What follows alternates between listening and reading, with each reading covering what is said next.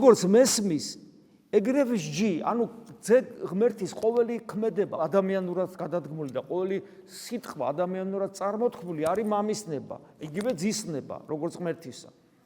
უბრალოდ ის ახმოვანებს ყველაფერს. როგორც მესმის, ეგრევე ჟი, ანუ ეგრე ვიქცევი, ეგრე ვასამართლებ, ეგრე ვიქცევი.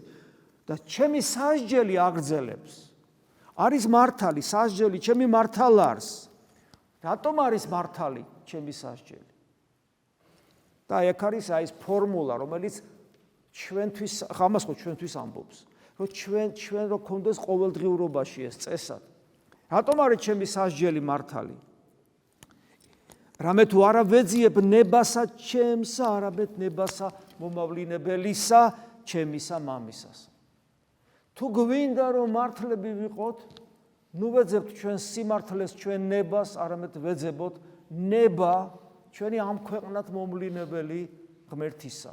გამოვიძიოთ მისი ნება და მისი ნებისა ვიცხოვროთ, მისი ნება აღვასრულოთ და მაშინ ჩვენი სიტყვა და ჩვენი საქმეც და ჩვენი ქმედებას იქნება მართალი. ჩვენი რწმენა იქნება ნამდვილი, რომელიც იქნება ჩვენში ის ძალა, რომელიც ამასოფლის სულს დაამარცხებს.